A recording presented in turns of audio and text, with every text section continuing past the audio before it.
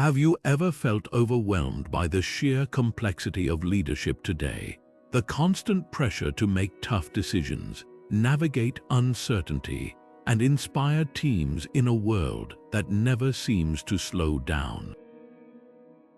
What if the answer to these modern challenges isn't found in the latest management trend, but in a 2,000-year-old philosophy, Stoicism, practiced by history's greatest leaders like Marcus Aurelius, offers a surprising blueprint for clarity, resilience, and purpose.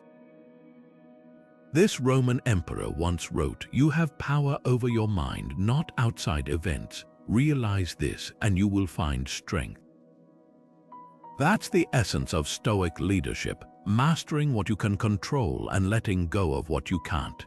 In this video, we'll explore how principles like emotional discipline, perspective shifting, and unshakable focus don't just belong in ancient texts. They're game changers for leading teams, businesses, and even yourself in today's chaotic world. Whether you're steering a startup, managing a team, or simply looking to lead your own life with more intention, these timeless ideas might just be the missing piece you've been searching for. The heart of Stoicism lies in three timeless principles that separate reactive leaders from those who lead with intention. First, the dichotomy of control.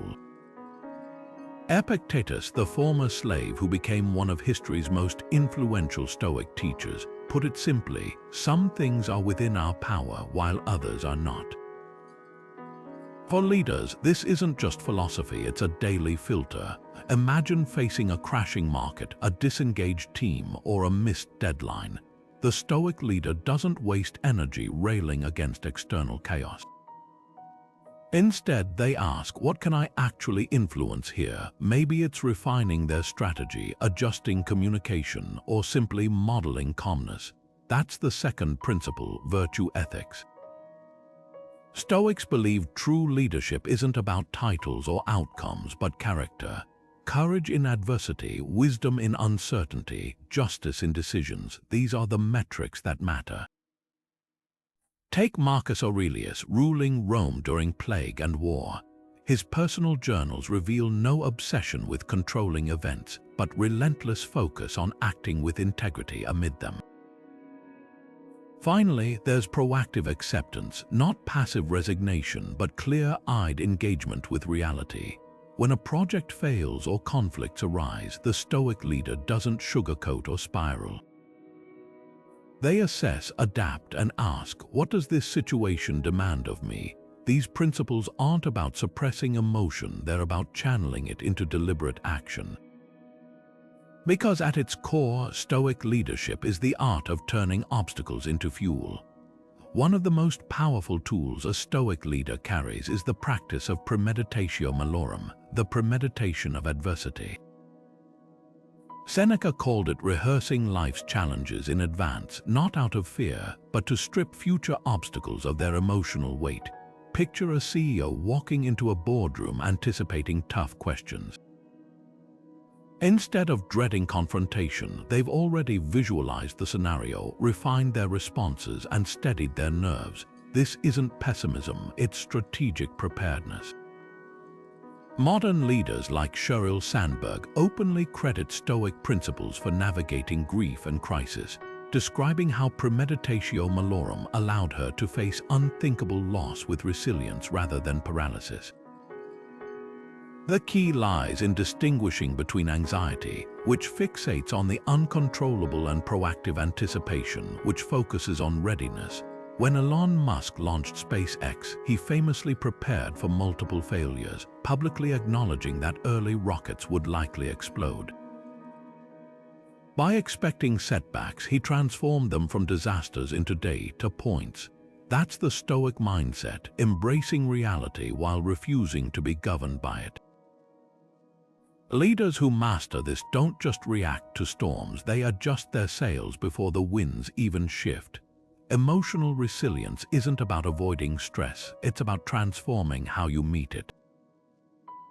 The Stoics called this amor fati, the love of fate, and it's the secret to turning pressure into purpose. Consider Marcus Aurelius, who faced civil wars, betrayals, and a devastating plague during his reign. His private journals reveal no despair, only steady reflection. The obstacle is the way. That phrase captures the core of Stoic resilience. Every challenge is an opportunity to practice strength. Modern leaders embody this same mindset. When Satya Nadella took over Microsoft, the company was struggling with stagnation and internal conflict. Instead of reacting with panic, he drew on principles reminiscent of Stoic practice, focusing on what he could control, like culture and long-term vision, while accepting market realities without resistance. His calm leadership didn't just steady the ship, it sparked one of the greatest turnarounds in tech history. The technique of negative visualization, another Stoic tool, plays a key role here. It's not about dwelling on worst-case scenarios, but mentally preparing for them. Picture a leader visualizing a product launch failing, not to feed anxiety, but to preemptively strategize responses.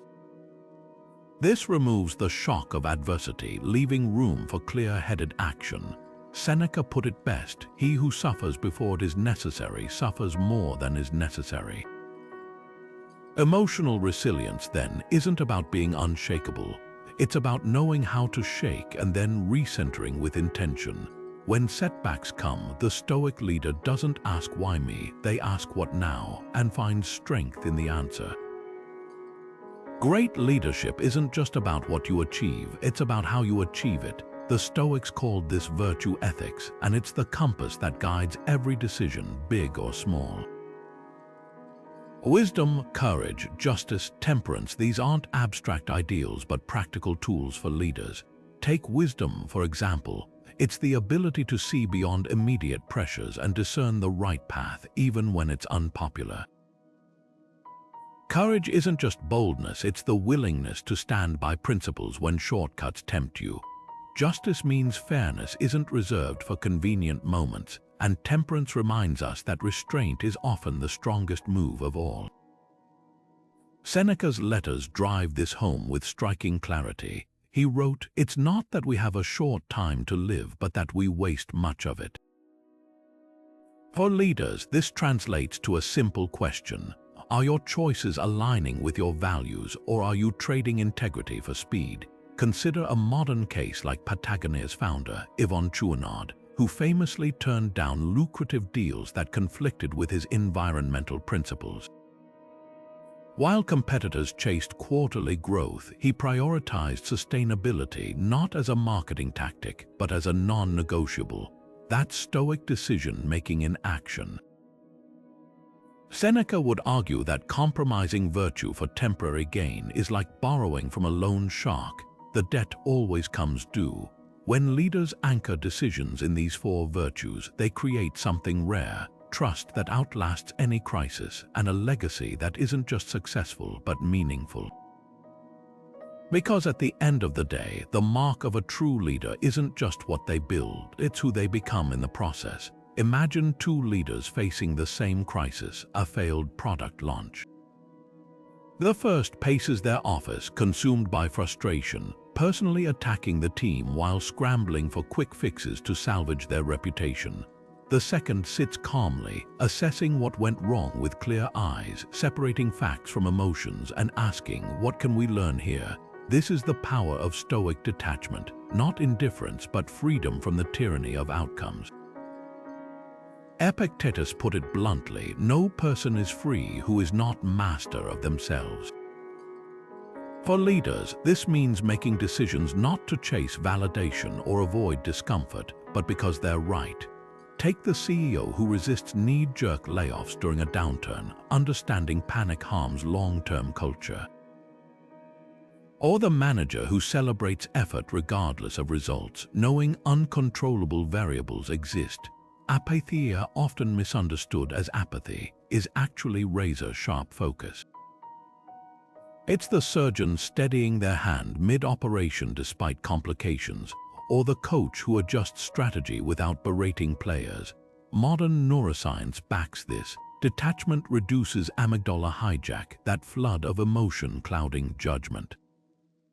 When Satya Nadella refocused Microsoft on growth mindset over rigid targets, he embodied this: outcomes matter, but clinging to them twists decisions.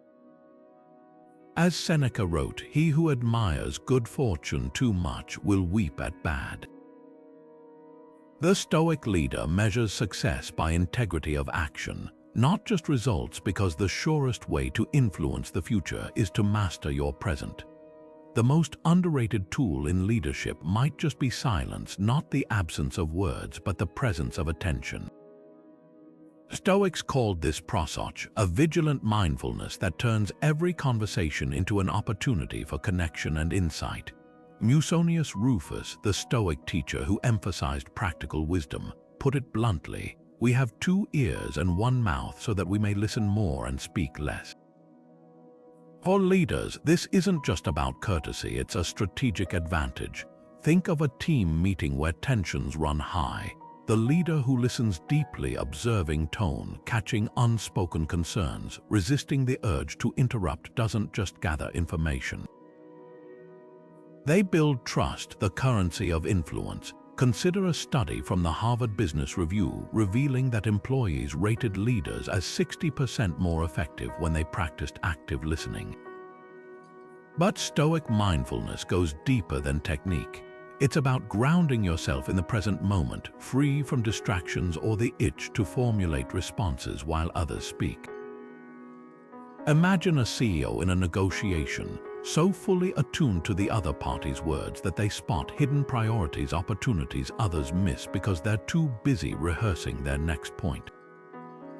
This level of presence isn't passive, it's an active discipline. Like a surgeon noticing subtle vital signs or a coach hearing fatigue in an athlete's voice, the Stoic leader listens with their whole attention. Because when people feel heard, they don't just comply, they commit. And in a world drowning in noise, the leader who masters this rare skill doesn't just communicate better. They lead differently. History shows us that the greatest leaders don't just endure adversity, they mine it for wisdom. Take the Roman general Scipio Africanus, who faced Carthage's war elephants at the Battle of Zama. Outmatched and outnumbered, he didn't see impossibility, he saw patterns. By studying the elephants' movements, he realized their strength was also their weakness. They couldn't turn quickly. His solution: ordered his troops to open lanes, letting the beasts charge harmlessly through while his forces outmaneuvered them. Later, reflecting on the victory, he reportedly said, "I learned more from one defeat than from 100 triumphs." That's Stoicism in action. Marcus Aurelius, ruling during the Antonine Plague that killed millions, wrote in his journals not of despair but perspective: "The impediment to action advances action." What stands in the way becomes the way. Modern leaders embody this same mindset. When Howard Schultz returned to Starbucks during the 2008 financial crisis, he didn't just cut costs, he reinvested in employee training and store experiences, treating the downturn as a chance to reset the company's soul. The result: a brand that emerged stronger because it refused to let hard times define its choices. This is the core of Stoic resilience. Challenges aren't roadblocks but raw material. Every setback carries hidden questions. What can this teach me? How does this reveal what we're truly capable of? Because as Seneca observed, fire tests gold, adversity tests the brave. The leader who embraces this doesn't avoid storms, they learn to navigate by them. There's a dangerous myth in leadership that strength comes from being the loudest voice in the room. But Stoicism flips this idea on its head. Seneca, the philosopher who advised Emperor Nero, wrote that true leadership isn't about status or self-promotion, it's about service. He called it holding power lightly, using influence not to elevate yourself but to lift others. Think of the difference between a leader who takes credit and one who deflects praise to their team. Or the executive who isolates themselves in a corner office versus one who rolls up their sleeves beside frontline employees. This humility isn't weakness, it's a strategic advantage. Research from the University of Washington shows humble leaders foster more collaborative, innovative teams because they create psychological safety, the belief that speaking up won't be punished. Take the nonprofit founder who spends weekends serving meals alongside volunteers instead of attending high-profile galas, or the tech CEO who publicly credits engineers for breakthroughs while absorbing blame for setbacks. These aren't just nice gestures, they're rooted in Stoic wisdom. Marcus Aurelius, the most powerful man in Rome, wrote daily reminders to himself like, "Pride is a master of deception, and it's ridiculous not to flee from your own wickedness, which is possible, while trying to flee from others, which is not." That's the heart of Stoic humility, relentless self-awareness over self-importance. Because when leaders stop seeing themselves as the hero of every story, they unlock something far more powerful, the ability to empower others to rise. Consider how many hours leaders waste in meetings filled with vague jargon and circular debates. The Stoics had a radical antidote to this modern plague of miscommunication. Say only what is necessary, say it clearly, and anchor every word in truth. Epictetus, the philosopher born into slavery, put it bluntly, "If you wish to improve, be content to appear clueless or stupid in extraneous matters." For leaders, that means resisting the temptation to sound impressive at the expense of being understood. Take the contrast between a corporate memo drowning in buzzwords and a message like "Nas, a famous Houston." We have a problem, 12 syllables that conveyed urgency without panic. Stoic communication isn't about withholding information, but distilling it to its essence. When Sheryl Sandberg introduced Facebook's Lean in Circles, she didn't deliver a 40-slide presentation. She framed the initiative in a single, actionable question. What would you do if you weren't afraid? That's the power of brevity paired with purpose. Marcus Aurelius modeled this daily, writing notes to himself like, "Waste no more time arguing what a good leader should be one." No fluff, no self-congratulation, just direct alignment between words and action. In an age of information overload, the leaders who cut through the noise aren't the loudest, they're the clearest. Because when every sentence carries weight, people don't just hear you, they follow. Seneca's sharpest critique wasn't aimed at tyrants or fools, it was at busyness. In On the Shortness of Life, he wrote, "Life is long if you know how to use it." For leaders drowning in endless meetings and inbox tyranny, this isn't just philosophy, it's a lifeline. Consider the executive who spends 80% of their week reacting to trivial demands while strategic priorities gather dust. Stoic time management flips this script. It starts with a ruthless question: does this activity serve my role's true purpose? Seneca observed that people guard their material wealth fiercely but squander time, the one resource no amount of power can replenish. Modern leaders face this daily. A study by the McKinsey Global Institute found that senior executives spend less than 10% of their time on long-term strategy, trapped in operational weeds. The Stoic antidote, Premeditatio temporis, the premeditation of time. Picture a leader beginning each week by visualizing their ideal allocation. Blocks for deep work, mentorship, and reflection, guarded like a vault. When Warren Buffett famously advised his pilot to list 25 career goals, then circle only the top 5, he was channeling Stoic prioritization. Everything not circled becomes a not now or a not ever. This isn't about efficiency hacks, it's about sovereignty. Marcus Aurelius structured his days with deliberate rhythms, moments for governance, study, and stillness, knowing that without boundaries, time slips like sand. Leaders who adopt this mindset don't just manage calendars, they reclaim agency. Because as Seneca warned, you are living as if destined to live forever. The irony. Those who treat time as finite suddenly find there's enough of it. What separates a fragile team from one that bends but never breaks? the Stoic concept of sympatheia, the profound understanding that we're all interconnected, offers a blueprint. Ancient thinkers like Hierocles visualized it as concentric circles, self at the center, then family, community, and humanity outward. The resilient leader applies this not as abstract theory but as daily practice. Take the story of a small tech startup that lost its biggest client overnight. Instead of finger-pointing, the CEO gathered the team and framed the crisis through Stoic lens. This isn't happening to me or you, it's happening to us. And our response will define who we are together. That shift from individual blame to collective responsibility unlocked creative solutions no single person could have conceived.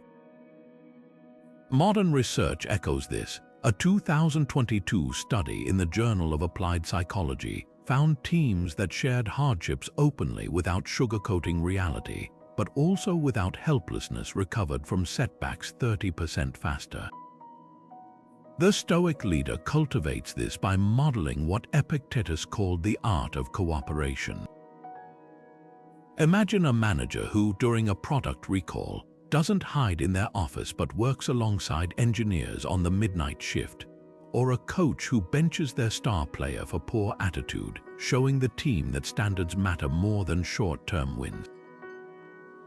These actions reinforce sympatheia in practice. When one struggles, all respond. Because resilience isn't about avoiding falls, it's about knowing your team's hands will catch you before you hit the ground. As Marcus Aurelius wrote, "What injures the hive injures the bee." The most resilient teams aren't just collections of strong individuals, they're ecosystems where every challenge becomes shared fuel for growth. Criticism stings, that's human nature. But for leaders, the ability to separate constructive feedback from noise isn't just a skill, it's a superpower. Marcus Aurelius faced relentless scrutiny as emperor, yet his journals reveal no outrage, only quiet resolve. If someone can prove me wrong and show me my mistake, I'll gladly change. For I seek the truth by which no one was ever harmed.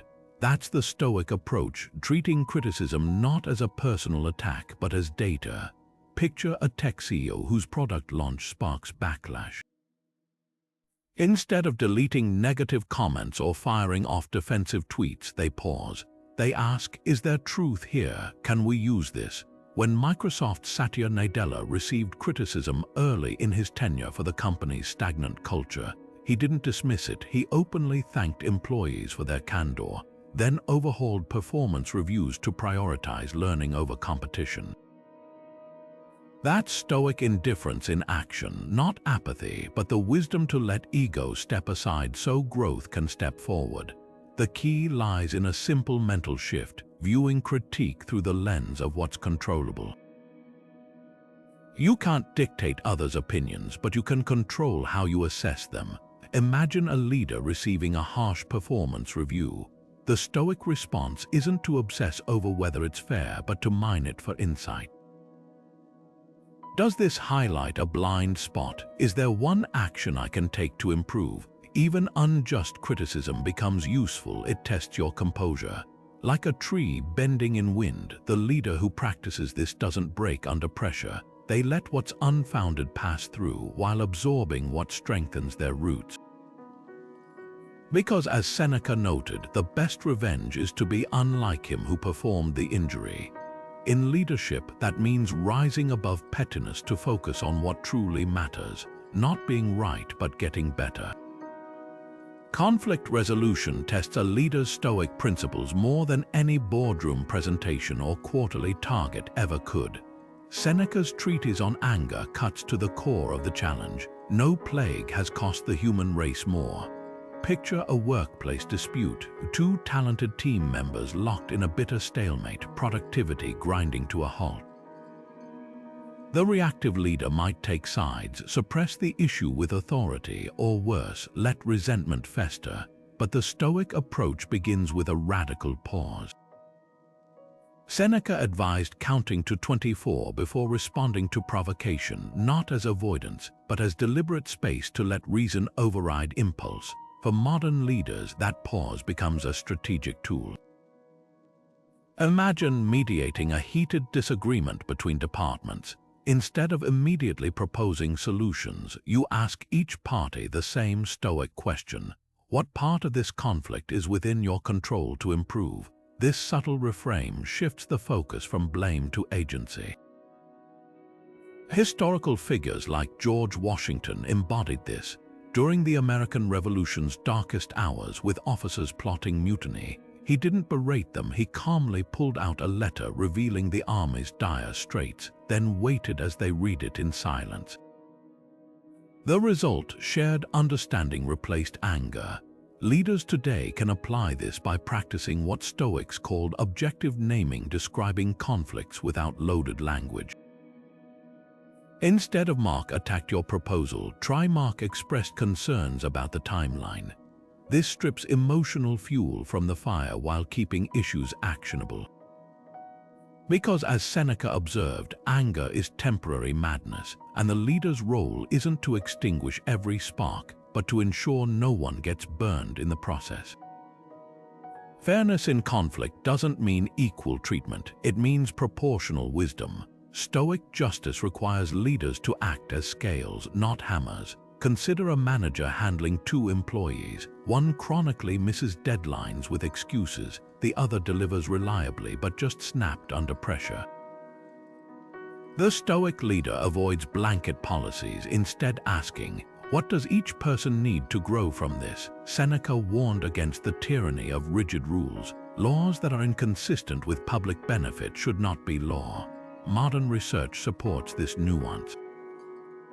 A Harvard study found teams perceive leaders as 70% fairer when consequences consider intent and context.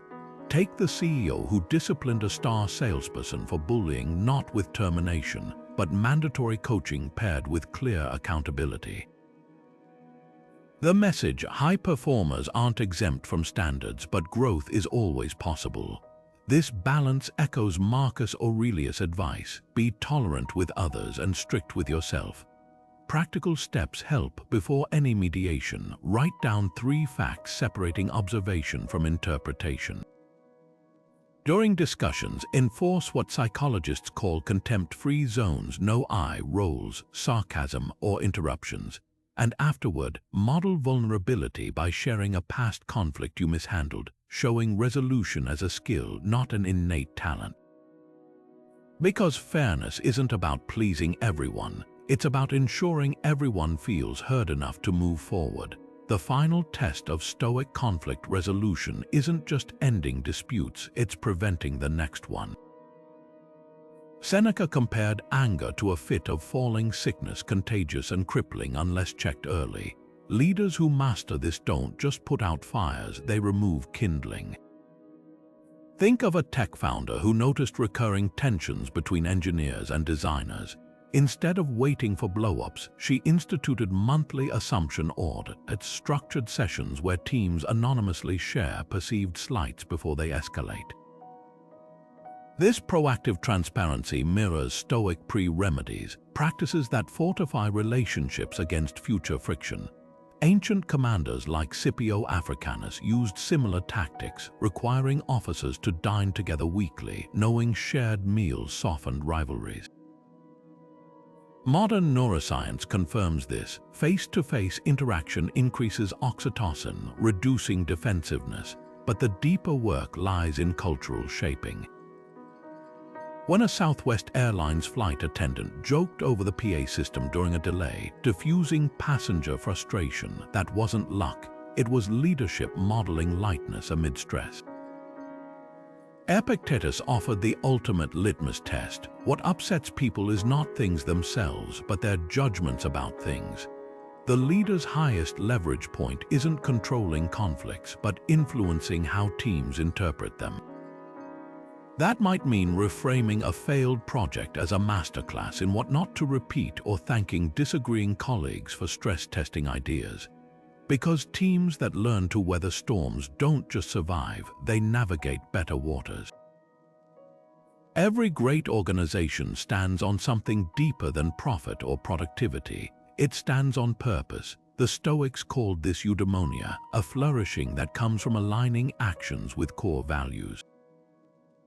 For leaders, this isn't just philosophical, it's practical fuel. Picture a team meeting where goals are discussed. The Stoic leader doesn't just assign targets, they connect them to why those targets matter. Epictetus put it plainly: first say to yourself what you would be, then do what you have to do. That's the blueprint. Clarity of purpose precedes meaningful action. Take the story of a struggling retail company that pivoted from generic sales metrics to a mission of helping families create homes, not just buy furniture. Suddenly, employees weren't pushing products, they were solving real needs. Customer satisfaction soared because the team saw their work as part of something bigger. This is Stoic leadership in practice. When you anchor tasks to values, effort transforms into purpose. Modern research backs this.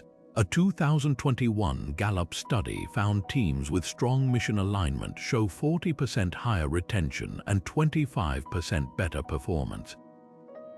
But how does a leader cultivate this? Start by asking the Epictetus question: what would this look like if it were done with excellence, not just success? A software CEO applied this by reframing quarterly goals from increase user numbers to create tools that make people's work lives easier.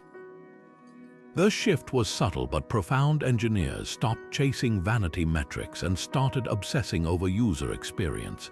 That's eudaimonia in action. When the daily grind connects to a grander vision, people don't just work, they contribute.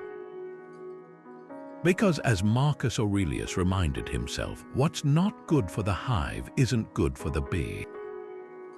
The leader's role isn't just to set direction, but to light the way with meaning. Purpose isn't a plaque on the wall, it's a daily practice. The Stoics understood this, focusing not on lofty ideals alone, but on the small, consistent choices that bring them to life. Consider how Patagonia's Earth is now our only shareholder decision wasn't a one-time statement. It reshaped every procurement meeting, product design session, and marketing campaign.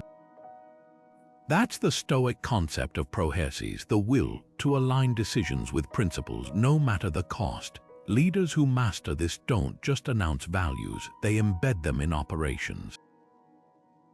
Imagine a hospital administrator facing budget cuts. Instead of across-the-board slashing, they gather staff and ask, how can we trim expenses without compromising patient dignity? The question itself reframes the challenge as a shared mission, not just a financial exercise.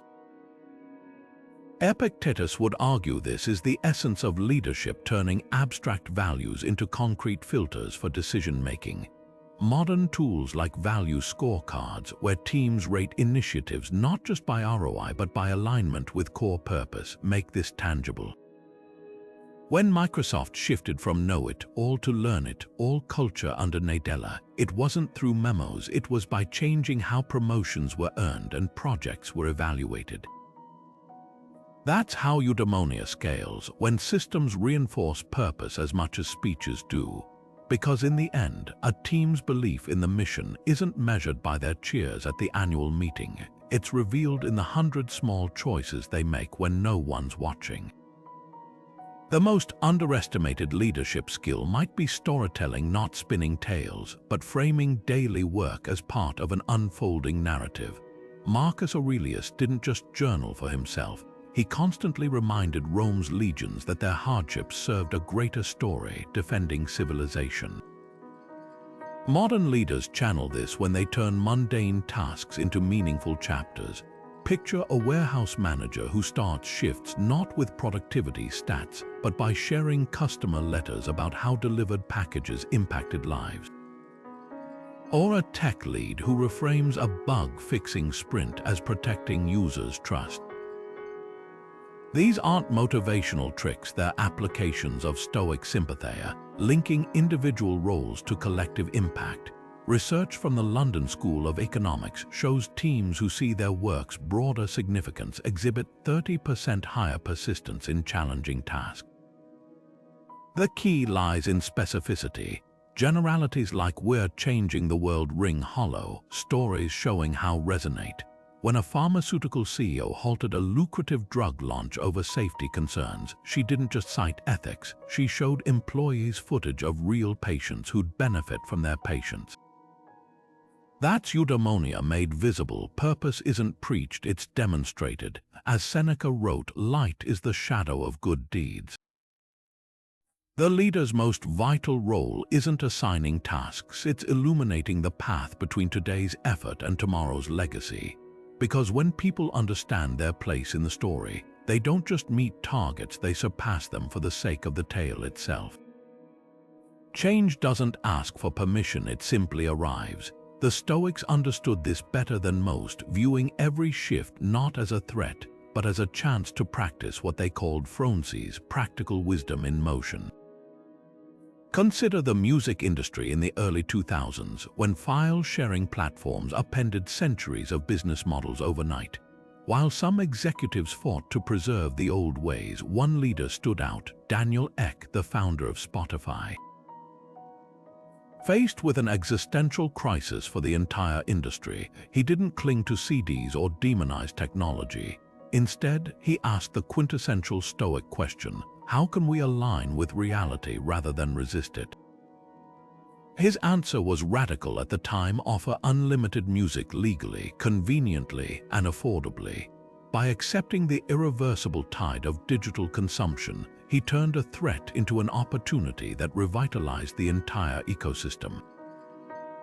This wasn't luck, it was adaptability forged through Stoic principles.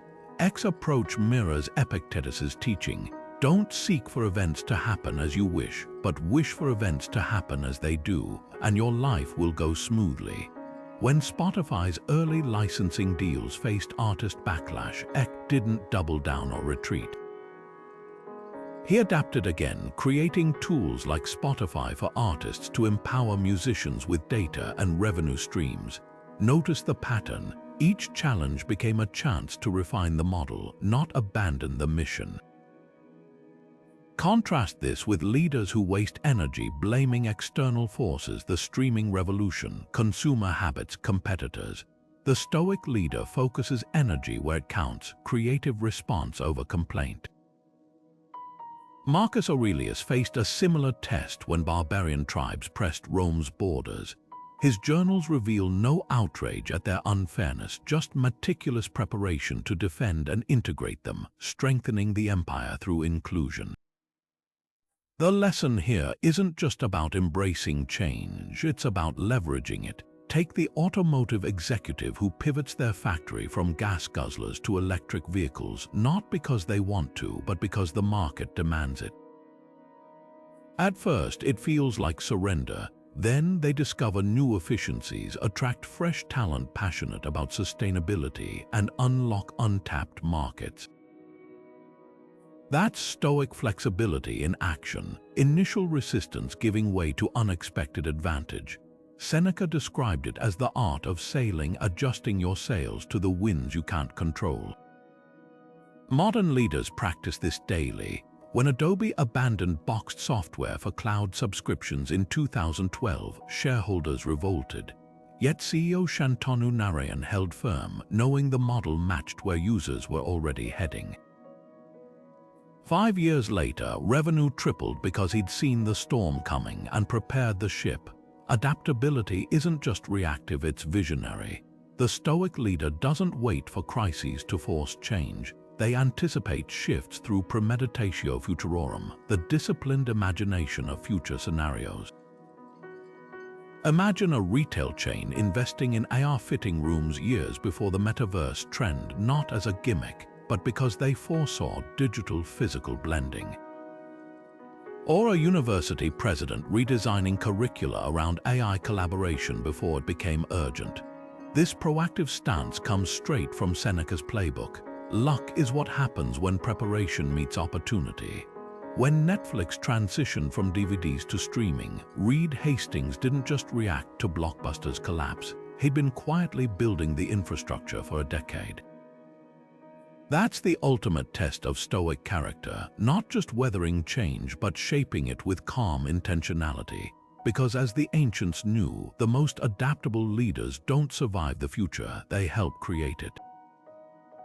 True leadership isn't about doing everything yourself, it's about creating an environment where others can rise. Musonius Rufus, the Stoic teacher who trained Epictetus, put it plainly: the best teachers don't create dependence, they foster self-sufficiency.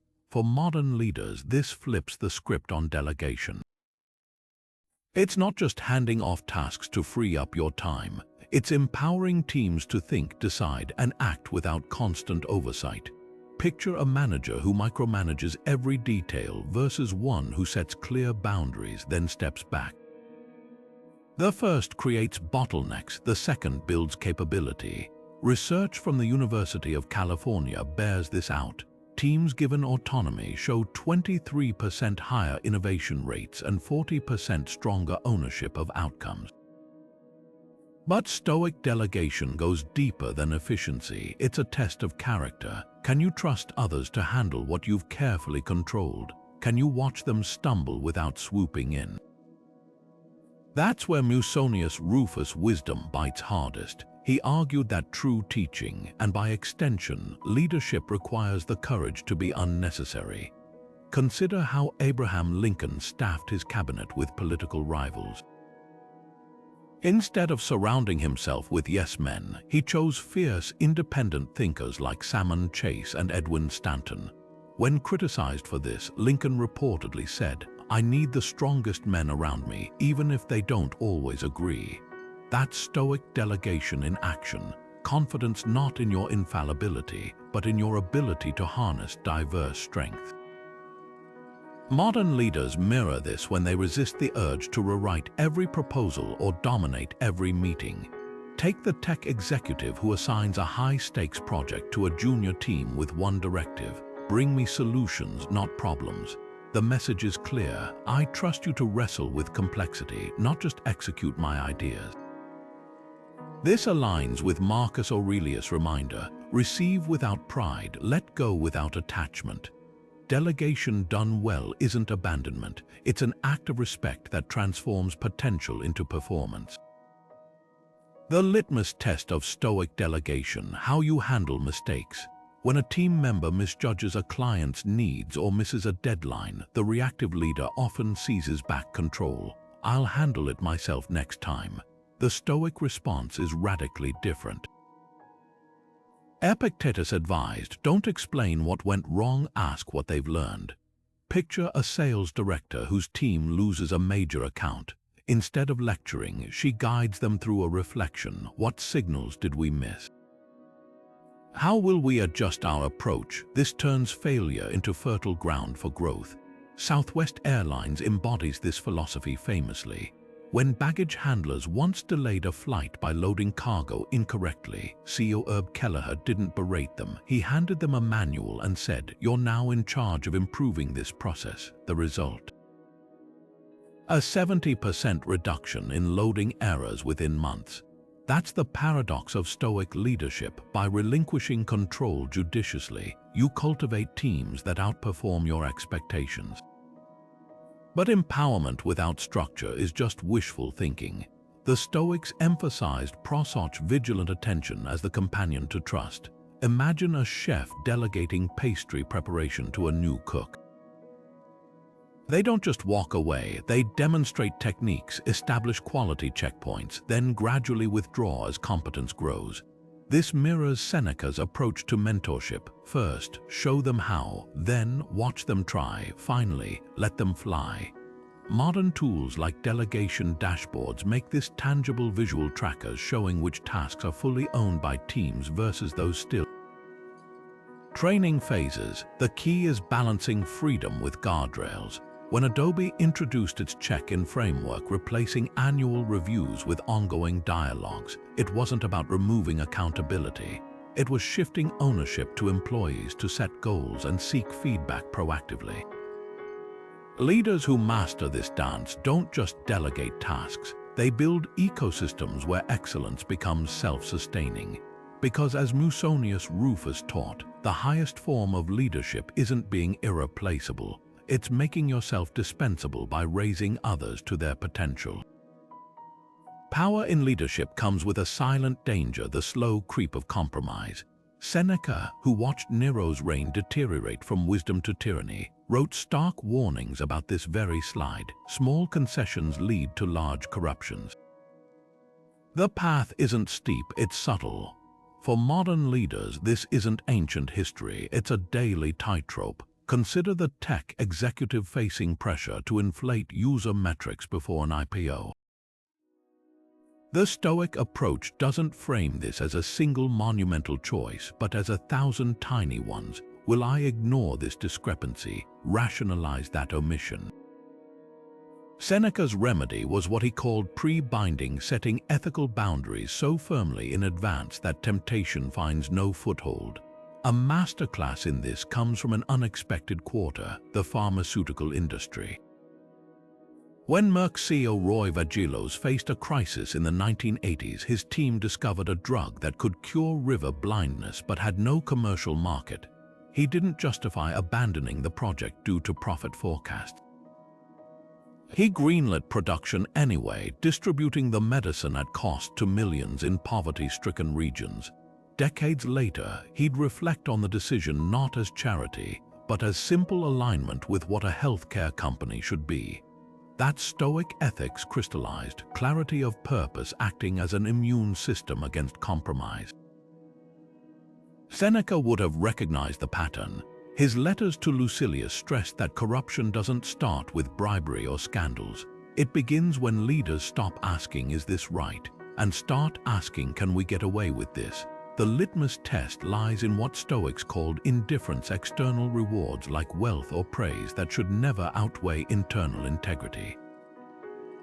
Imagine a startup founder offered venture capital contingent on compromising privacy standards.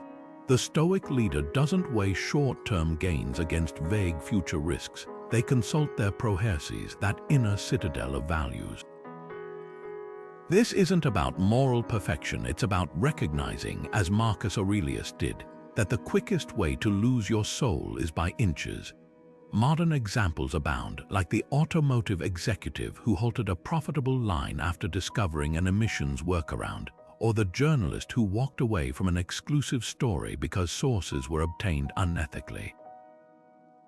These choices rarely make headlines, but they're the quiet battles where leadership character is forged. Seneca's most piercing insight: corruption thrives in ambiguity. His solution: write your rules in ink before life writes them in pencil.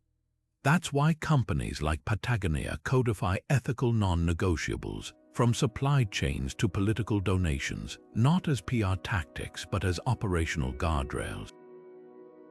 When a fishing gear supplier once offered Yvonne Chouinard cheaper materials sourced unethically, his response embodied Stoic resolve: then we'll pay more or make less. No grandstanding, just granite-bound principles. Because in leadership, as in philosophy, the strongest boundaries aren't the ones you negotiate in the moment.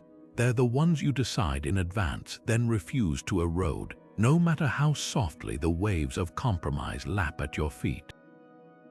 Gratitude might seem like soft leadership in a hard-charging world until you discover its razor-sharp Stoic roots.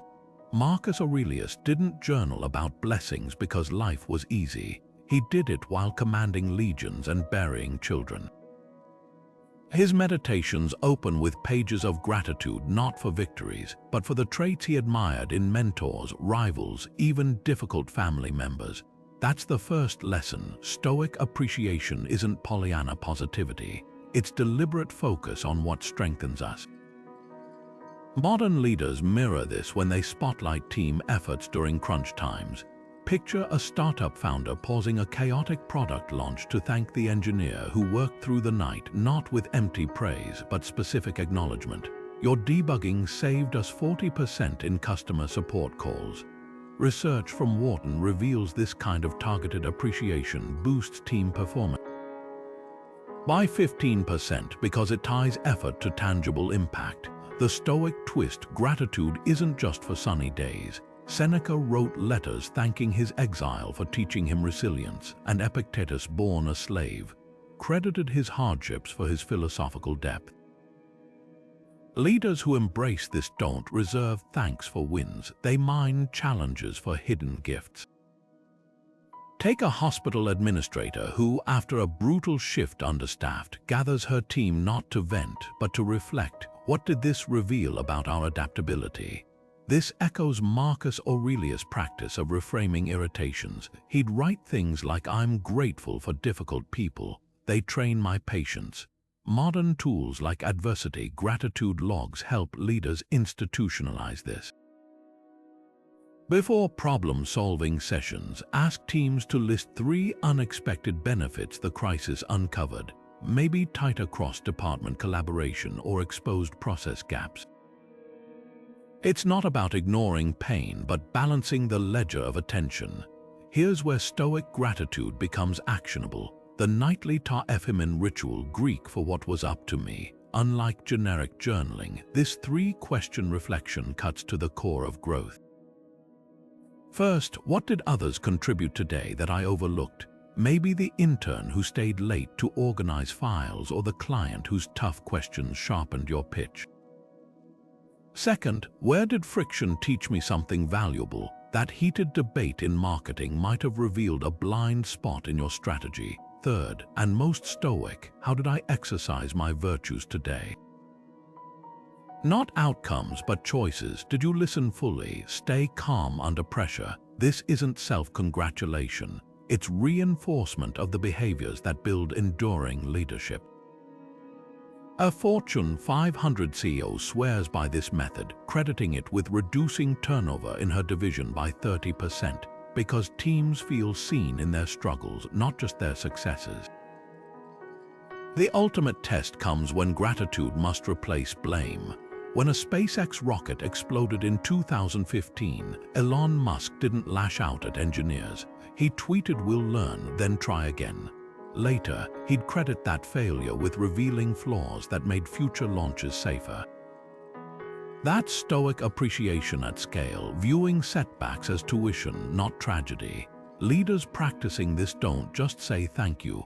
They architect cultures where growth is the only true measure of worth. Because as Marcus Aurelius knew, the leader who finds light in darkness doesn't just inspire, they illuminate the path for everyone behind them. Imagine steering a ship through stormy seas. Would you yank the wheel wildly at every wave or adjust with measured precision? Epictetus compared leadership to holding the helm, not with white-knuckled tension, but with calm awareness that course corrections take time. This is Stoic patience in action, the recognition that rushing often creates more chaos than it resolves. Take the legendary chess champion José Capablanca, who famously said, "You may learn more from a game you lose than a game you win." His mastery came not from impulsive moves, but from studying positions until responses became instinctive. Modern leaders face a similar test daily: the pressure to react instantly to market shifts, employee conflicts, or public criticism. The Stoic approach. Pause long enough to distinguish between urgency and importance. Consider how Howard Schultz handled Starbucks' 2008 crisis. As sales plummeted, shareholders demanded immediate store closures and layoffs. Instead of knee-jerk cuts, Schultz closed every U.S. location for an afternoon to retrain baristas on espresso quality, a move critics called wasteful. Yet those hours invested in consistency rebuilt customer trust, fueling a rebound competitors couldn't match. That's the Helm metaphor embodied. Leadership isn't about speed, it's about direction. Marcus Aurelius practiced this during wartime, writing, "No man is rushed who does his proper task." When barbarian invasions threatened Rome, he didn't order reckless counterattacks. He fortified borders methodically, knowing stability would outlast spectacle. The contrast between impulsive and deliberate leadership shows up starkly in decision neuroscience. Studies reveal that under stress, the amygdala triggers fight or flight reactions in as little as 12 milliseconds, but prefrontal cortex engagement, where strategic thinking happens, takes a full half-second. That fraction of a delay is where Stoic patience thrives. Picture a tech CEO receiving a scathing product review. The impulsive response: fire off a defensive tweet. The Stoic alternative: sleep on it, consult advisors, then craft a response that addresses concerns without ego. Epictetus warned, "No great thing is created suddenly," a truth echoed by Amazon's slow burn approach to domination, years of unprofitable reinvestment before scale paid off. Patience isn't passivity, it's strategic pacing. Ancient ship captains knew steering adjustments took distance to manifest, a lesson modern leaders forget in quarterly report cycles. When Satya Nadella took Microsoft's reins, he resisted pressure for flashy turnarounds, quietly shifting culture from know-it-all to learn-it-all. 2 years passed before critics noticed the seismic change underway. Similarly, Patagonia's decades-long commitment to sustainability seemed quixotic until consumers caught up, proving what Seneca observed: time discovers truth. The leaders who endure aren't those who react loudest, but those who discern when to hold course and when to pivot. Because mastery of the helm means understanding that not every storm requires a new direction, just steadier hands.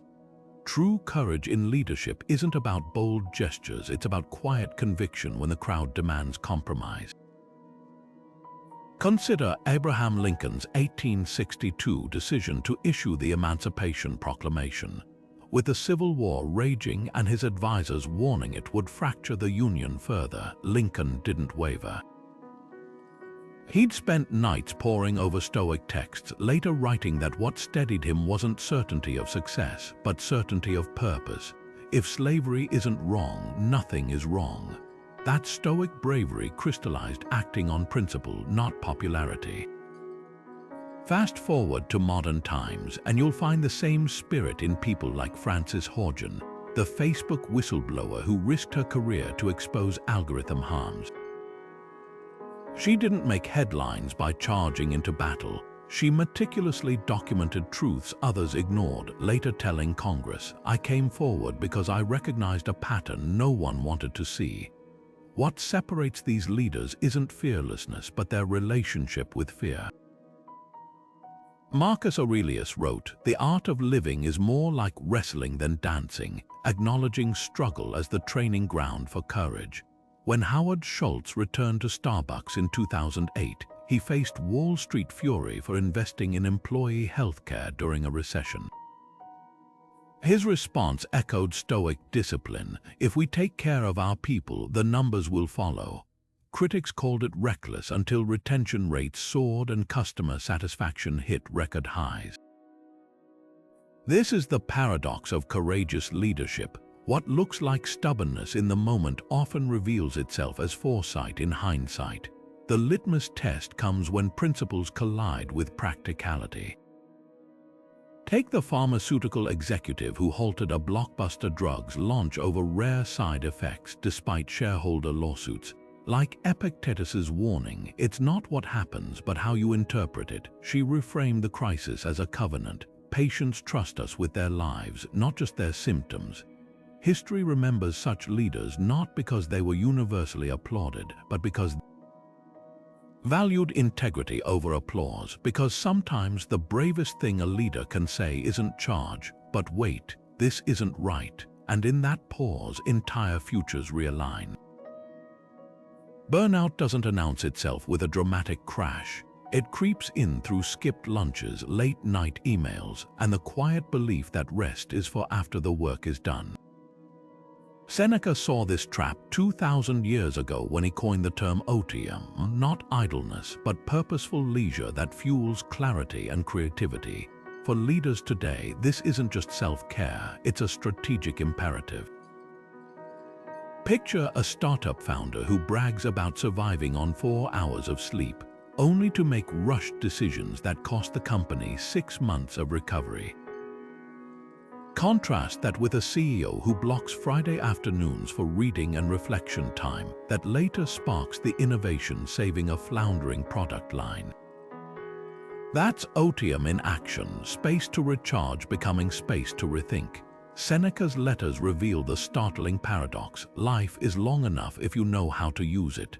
He wasn't advocating laziness, he was exposing the folly of confusing motion with progress.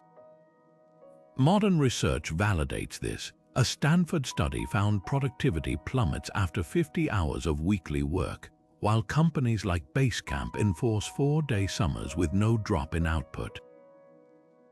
But Stoic leaders go further than policy changes. They model the mindset. Imagine a manager who ends meetings 5 minutes early to encourage walks, or a team lead who shares their learning sabbatical. A month spent studying pottery, returning with fresh analogies for problem solving. These aren't perks, they're reminders that sustained performance requires deliberate pauses. The real test comes in reframing leisure as leadership. When a sales VP takes a 2-week hiking sabbatical instead of hovering over quarterly targets, they're not neglecting responsibility, they're teaching their team that trust outlasts oversight.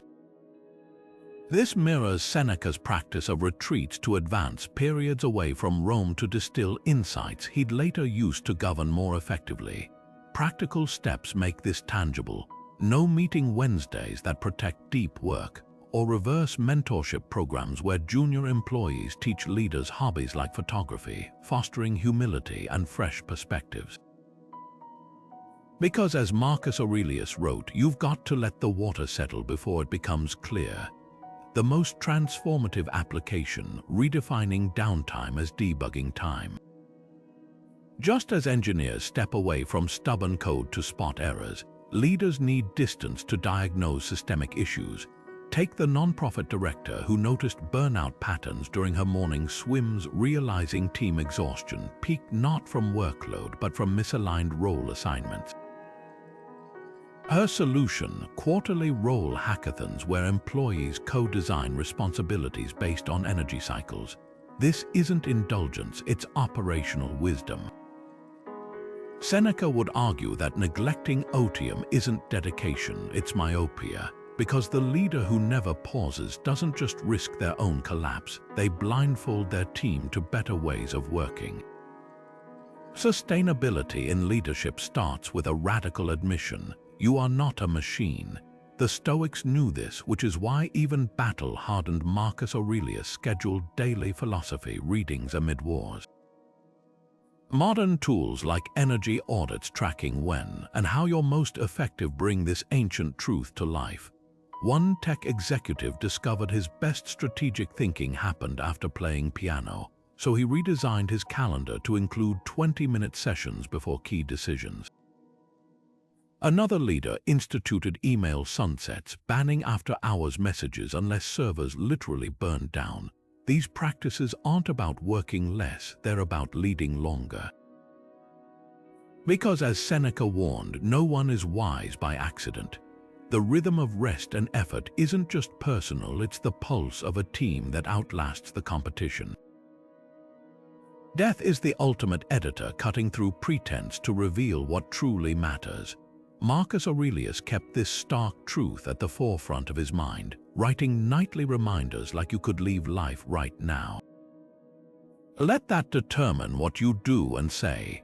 For leaders today, this isn't morbidity, it's a clarifying lens. Picture two executives. One obsesses over next quarter's earnings, while the other asks, if this were my final year leading, what would I want my legacy to be? That shift in perspective transforms decisions from reactive to intentional. Consider the difference between a founder who sells their company for a quick payout versus one who turns down buyouts to preserve their team's culture. Both choices have merit, but the latter reflects Stoic memento mori, the awareness that time is the one resource no amount of power can renew. This practice isn't about dwelling on endings, it's about designing beginnings. When Howard Schultz returned to Starbucks in 2008, he didn't just revive profits, he launched healthcare for part-time employees and tuition coverage for baristas. Critics called it reckless during a recession, but Schultz saw it as non-negotiable. I didn't want my epitaph to read, he grew shareholder value. That's the paradox of mortality-aware leadership. It often creates more value, just not the kind that fits neatly on a spreadsheet. Modern research validates this. A study in the Harvard Business Review found that CEOs who focus on legacy metrics, employee development, ethical supply chains, community impact outperform peers in long-term market returns by nearly 30%. Because when you lead like your name will be carved in stone, you build things that last. The Stoic twist: legacy isn't just about what you leave behind, it's about what you plant ahead. Take the engineering director who dedicates Fridays to mentoring high school students from underserved communities. 10 years later, one becomes her company's star coder. Or the restaurant owner who insists on composting when it's still a niche practice, unknowingly inspiring a citywide sustainability movement. These leaders embody Epictetus's insight: think of yourself as dead. You've lived your life, now take what's left and live it properly. Practical tools make this tangible. Some executives keep legacy journals, noting daily choices that align with their desired impact, like approving a risky innovation fund or protecting a junior employee's idea in a board meeting. Others conduct premortems, imagining their eulogies to spot gaps between current actions and enduring values. But legacy building faces a modern thief: the tyranny of urgency. Leaders drown in endless now putting out fires, chasing metrics, reacting to algorithms. The Stoic antidote is synchronous time, moments where past, present, and future converge. Picture a tech CEO pausing during a product crisis to ask, will this matter in 10 years? That single question recalibrates entire strategies. Marcus Aurelius modeled this during wartime, carving out quiet hours to write reflections that still guide leaders millennia later. His secret wasn't ignoring present demands, it was fulfilling them through the lens of eternity. The final test: letting go. Just as Seneca advised Nero to rehearse relinquishment, today's leaders must cultivate successors, not dependencies. Imagine a founder who structures equity so employees inherit the company, or a professor who designs their course to thrive without them. This isn't resignation, it's the ultimate act of faith in the work itself. Because the Stoics knew a truth we often forget: the mark of a great leader isn't how long they're remembered, but how deeply they enable others to forget they were ever needed at all. Creativity often gets painted as wild inspiration, lightning strikes of genius that can't be controlled. But Stoics like Epictetus saw it differently. Innovation thrives best within boundaries. His famous metaphor of the archer sums it up perfectly. You can't control whether the arrow hits its mark, but you can master your stance, your aim, your breath. That's the Stoic approach to creativity: disciplined preparation meeting relentless adaptability. Think of a startup founder facing constant pivots. The ones who succeed aren't the ones waiting for divine inspiration. They're the ones with frameworks so solid that change becomes fuel, not chaos. Take the story of Spanx founder Sarah Blakely. Before her shapewear revolutionized retail, she spent nights after her day job methodically researching patents and fabric Stoic-level preparation. But when manufacturers laughed at her prototypes, she didn't cling to her original designs. She adapted, even hand-sewing samples herself. That blend of rigor and flexibility mirrors Epictetus' teaching: first say to yourself what you would be, then do what you have to do. Modern agile methodologies echo this. Tech teams don't just brainstorm wildly, they build minimum viable products, test ruthlessly, and iterate. The difference: Stoicism adds an ethical lens. Creativity isn't just about what works, but what aligns with purpose. Consider how Pixar's plussing technique embodies this. During story development, critiques aren't allowed unless they include a constructive alternative. What if the character tried this? That's Stoic innovation in action, structure channeling chaos. Leaders who master this don't fear uncertainty. They design systems to harness it. When Airbnb's founders realized their original concept, renting air mattresses, wasn't scaling, they didn't despair. They leaned into their core principle, belong anywhere, and rebuilt the entire model around home sharing. preparation met adaptability, and the result transformed travel. The real magic happens when this mindset trickles down to teams. A Stoic leader doesn't just demand creativity, they create conditions for it. Google's 20% time policy, where engineers spend 1/5 of their hours on passion projects, isn't free rein. It's a carefully bounded space that birthed Gmail and AdSense. Or look at Basecamp's practice of quiet Thursdays, no-talk zones that give focus room to flourish. These aren't perks, they're modern applications of Stoic ascesis, disciplined practice yielding unexpected breakthroughs. Because as Marcus Aurelius knew, the most powerful innovations often come from working with constraints, not escaping them. The leader's role isn't to command ideas, but to cultivate the soil where they grow. The most effective leaders don't just manage teams, they build bridges between worlds. Stoic cosmopolitanism, the ancient idea that we're all citizens of a shared human community, offers a surprising blueprint for modern workplaces where diversity is the norm, not the exception. Hierarchals, a Stoic philosopher, visualized this as concentric circles with self at the center, then family, local community, and ultimately all of humanity radiating outward. For today's leaders, this isn't abstract theory, it's a daily practice of expanding empathy. Picture a tech startup where engineers from 5 continents collaborate. The leader who frames challenges through hierarchical lens doesn't see cultural gaps as obstacles, they see them as strengths. How can we blend Japanese precision with Brazilian creativity on this project? That shift from tolerance to active integration turns differences into innovation fuel. Consider how Microsoft Satya Nadella transformed the company's culture by emphasizing learn it all over know it all. This wasn't just about skills, it was a cosmopolitan approach that valued diverse perspectives as essential to growth. When a team member from Nigeria suggested simplifying software for low bandwidth regions, what could have been dismissed as a niche concern became a global priority, expanding markets and accessibility. That's Stoic leadership in action, seeing local insights as universal opportunities. Research from McKinsey underscores this.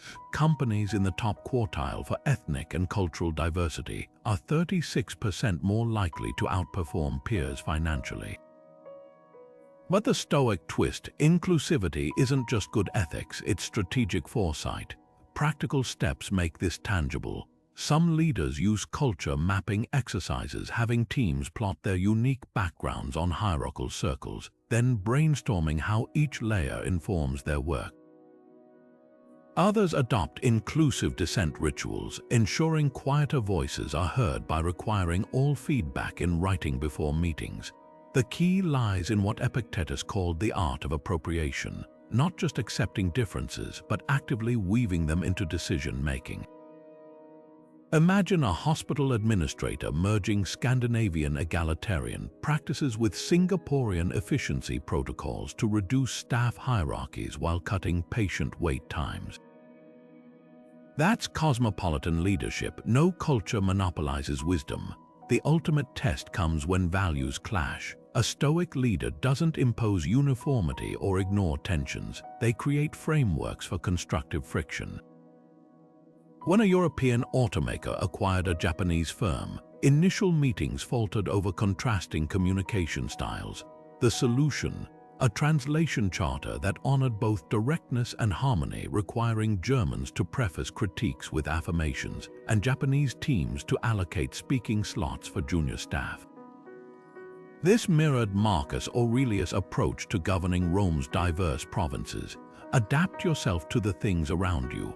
Because leadership at scale isn't about erasing differences, it's about designing spaces where those differences construct rather than collide.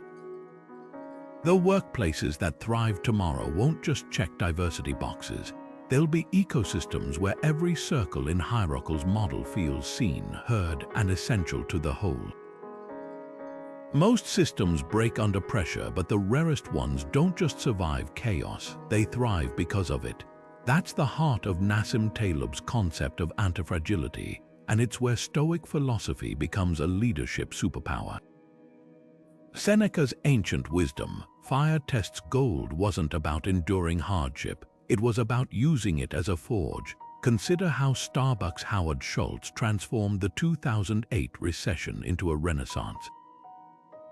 While competitors slashed training budgets, he doubled down, closing every U.S. store for an afternoon to retrain baristas on espresso craft. Critics called it wasteful. Yet that single act of reinvestment during crisis didn't just restore quality, it cemented customer loyalty that propelled Starbucks to record growth.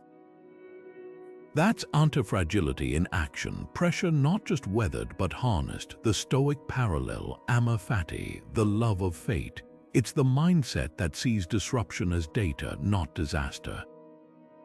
When Microsoft's Satya Nadella took the helm during the company's lowest morale in decades, he didn't paper over cracks with quick fixes. He leaned into the discomfort, asking executives to read Mindset by Carol Dweck and publicly sharing his own failures. The result, a cultural reset that turned stagnation into one of tech's greatest comebacks. Taleb would argue this wasn't resilience, it was antifragility. Like a muscle strengthening under tension, these leaders grew more capable precisely because they faced volatility. History's playbooks are full of such examples. Take Abraham Lincoln's leadership during the Civil War. Each battlefield loss became a lesson in strategy refinement. Each political betrayal honed his emotional discipline. Or study how Malala Yousafzai transformed an assassination attempt into a global education movement. These aren't stories of mere survival, they're masterclasses in what Seneca meant when he wrote, "Difficulties strengthen the mind as labor does the body." The key distinction. Fragile leaders avoid risk at all costs. Resilient ones withstand shocks. Antifragile leaders, they systematically convert shocks into advantages. Practical applications abound. Modern executives use red teaming, intentionally stress-testing strategies by assigning teams to poke holes in them. Others embrace failure postmortems, analyzing setbacks with the same rigor as successes. The Stoic twist, adding virtue ethics to the mix. It's not just about growing stronger, but growing wiser and more just through challenges. When Patagonia's Yvon Chouinard discovered his supply chain had ethical gaps, he didn't just fix the problem. He overhauled the entire industry's standards, turning a vulnerability into a competitive edge. That's the antifragile leader's signature move, recognizing that the harshest fires don't just test your mettle, they reveal and refine your purpose. Resilience when tested, virtue when tempted, service when privileged, these are the pillars that hold up the architecture of Stoic leadership. They're not just abstract ideals, they're daily practices, choices made in the trenches of real-world challenges. Picture a leader navigating a corporate crisis with the same calm as Marcus Aurelius directing battles. Not because the stakes aren't high, but because they've trained their mind to meet chaos with clarity.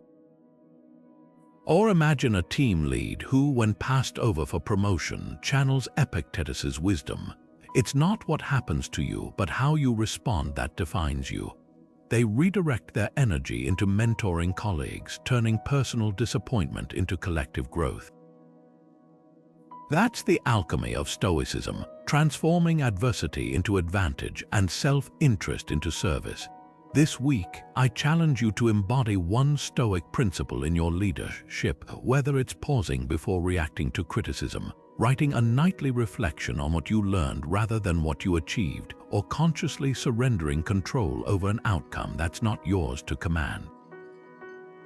Start small, but start with intention. Like a sculptor chiseling marble, each deliberate practice shapes the leader within. As Marcus Aurelius reminded himself in his darkest hours, you have within you a fortress no storm can breach. That inner citadel isn't built in a day. It's fortified by countless moments of choosing courage over comfort, purpose over pride. The world doesn't just need more leaders, it needs leaders anchored in something sturdier than ego or circumstance. So take one step this week that moves you closer to that unshakable core. Because the most enduring leadership isn't about leaving a mark on the world. It's about letting the world leave its mark on you and responding with wisdom that outlasts the moment.